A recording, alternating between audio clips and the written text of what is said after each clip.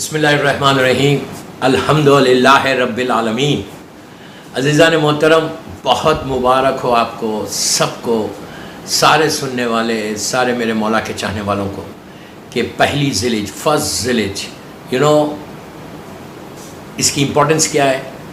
اس دن میرے مولا اور شہزادی کونین کا نکاح ہوا تھا، جو مین سیرمنی ہے ہمارے پاس کی۔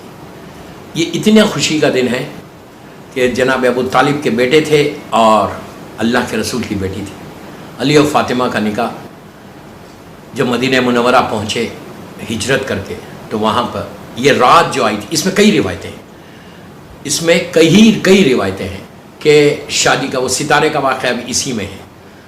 آپ کچھ علماء مانتے ہیں، کچھ علماء نہیں بھی مانتے، اور نہیں مانے وہ ایک الگ بات ہے، لیکن اس میں ماننا، انہیں ستارے کا آنا بی بی زہرا کے لیے کوئی بڑی بات نہیں ہے، یا امام علی کے لیے کوئی بڑی بات نہیں ہے۔ یہ لوگ زمین اور آسمان کے مالک ہیں، آپ اس کو ایکسیپٹ کرو، اس کو ایکسیپٹ نہیں کرو، لیکن یہ واقعہ ہوا، تاریخ میں ہے، ہسٹری میں اس کو یہ ریکارڈڈ ہے، ٹھیک ہے۔ تو یہ جو ہے، جب شہزادی کونین مدینہ منورہ آگے، میں جسٹ ہسٹری بتا رہا ہوں، اس کے بعد تھوڑی شادی کے بارے میں بولوں گا۔ جب ہجرت کر کے آئے تو اس وقت شہزادی کونین کے پروپوزلز آنے لگے، مسلمان پروپوز کرنے لگے، تو اللہ کے رسول نے کہا کہ فاطمہ کا نکاح میں اسی سے کروں گا جو اس کے طرف اللہ اشارہ کرے گا۔ جبرائیل آ گئے، جبرائیل نے آ کے کہا کہ میں جو ہسٹری ہے وہ بتا رہا ہوں، آ کے کہا کہ ایک پرٹیکولر نائٹ کے لیے کہا تھا، آج کے جس کے گھر میں آج کی رات ستارہ اترے گا، ستارہ آسمان سے زمین پر آئے گا، اور جس کے دروازے پہ آئے گا اسی سے تم فاطمہ کا نکاح کرنا۔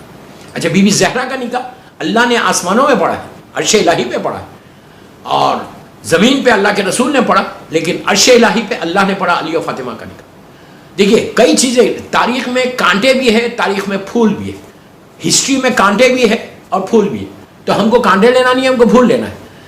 بہرحال، تو اب وہ رات کے بارے میں، دو راتیں اسلام میں ایسی ہیں کہ جس رات میں مسلمانوں نے رات بھر شب داری کی۔ ایک جنگ خیبر والی رات کہ 39 نائٹ جو آئی تھی، جب اللہ کے رسول نے کہا تھا کہ کل علم اس کو دوں گا جو قرارن وغیرہ فرارن ہوگا، جس سے اللہ راضی ہوگا، جس سے میں راضی ہوگا، وہ ہم سے اور اللہ سے راضی ہوگا، اس کو میں علم دوں گا۔ تو سب کو یہ یقین تھا کہ امام علی تو نہیں ہے، ہم میں سے کوئی ایک ہوگا۔ وہ رات بھی رات بھر عبادت کی تھی مسلمانوں نے، اور یہ رات بھی میں یہ نہیں بولتا کہ کتنی عبادت کی، رات بھر عبادت کرتے رہے کہ ستارہ ہمارے پاس آ جائے، ستارہ ہمارے پاس آ جائے۔ تو آسمان سے ستارہ چلا تھا اور سیدھا امام علی کے دروازے پہ آیا تھا۔ یہ جو آنا تھا، اس میں وہ ایک مین جو تسبیح ہے، اس تسبیح کے بارے میں بھی ہے کہ ایک روایت یہ ہے کہ اللہ کے رسول نے شہزادی کونین کو یہ تسبیح دی تھی جب بی بی زہرا اپنے گھر میں تھی، یہ ایک روایت۔ دوسری روایت یہ ہے کہ جیسے ہی شہزادی کونین مادر حسنین نے اللہ اکبر کہا، آسمان سے ستارے نے اپنی جگہ چھوڑی، وہ پورا گشت کرتا ہوا زمین پہ آیا، خانہ کعبہ کا طواف کیا، طواف کر کے سیدھا جو ہے در بطول پر آیا، در امام علی پہ آیا۔ اس کے بعد جب آیا تو اس وقت بی بی زہرا نے کہا الحمدللہ، 33 ٹائمز اللہ کا شکر ادا کیا مادر حسنین نے۔ یہ تسبیح کی امپورٹنس بتا رہا ہوں میں آپ کو۔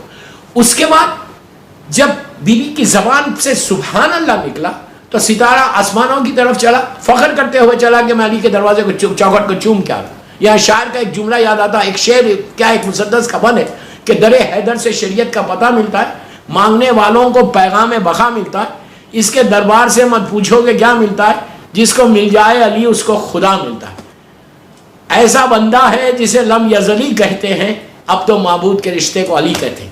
سب سے پہلی چیز شادی کیا ہے؟ علی سے بڑا کائنات میں کون تھا، یا رسول سے بڑا کائنات میں کون تھا؟ سب سے افضل ترین اور سب سے زمین اور آسمان کے مالک، لیکن کتنی سمپل شادی ہوئی، اس سے زیادہ سمپل شادی نہیں ہو سکتی۔ جب شادی کا وقت آیا امام علی کا، تو اللہ کے رسول نے بلا کے مولا علی سے کہا کہ یا علی تمہارے پاس ہے کیا، مہر دینے کے لیے کیا ہے؟ پہلا سوال، کیا ہم یہ سوال دیتے مہر لیتے؟ کہا کہ مہر کے لیے، کہا امام علی نے مشہور جملہ امام علی کا کہ میرے پاس تلوار ہے، گھوڑا ہے، زین ہے، ٹرین ہے۔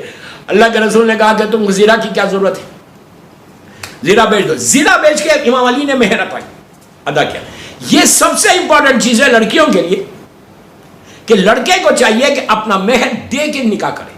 دوسری چیز کائنات کا مالک, لیکن سو سمپل شادی بھی. آج اگر ہم اپنی شادیوں کو دیکھیں, ہماری شادیاں سب سے پہلے چیز شادی کے لیے ہمیشہ یاد رکھو, امام علی سے پوچھا گیا تھا کہ مولا کس لڑکی سے شادی کرنا. اچھا یہ وائس ورثہ ہے, لڑکی کے لیے بھی ہے کہ کس لڑکے سے شادی کرنا.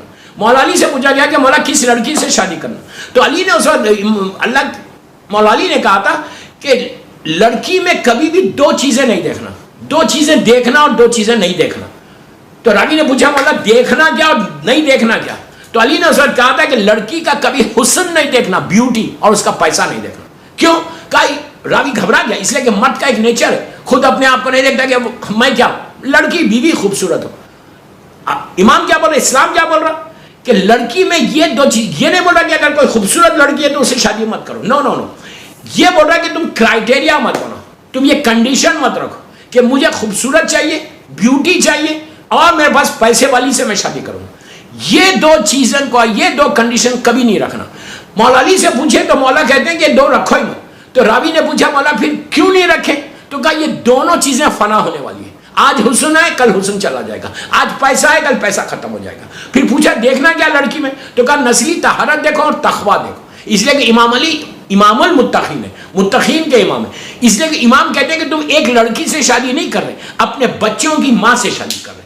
آپ انصاف سے بولو آج ہمارا پاس کیا کنڈیشن ہے. ہم دیکھتے وہ, ہم کبھی نہیں دیکھتے کہ ہم کس لڑکی سے کرنا. ہم یہ دیکھتے کہ اسلام اس کے پاس ہے, ہم یہ دیکھتے کہ اس کے پاس ولایت ہے, ہم یہ دیکھتے کہ ان کے گھر میں مذہب ہے. ہم ایک گلیمر کے پیچھے کبھی نہیں جاؤ. یوتھ کو بول رہا ہے گلیمر کے پیچھے کبھی مت جاؤ.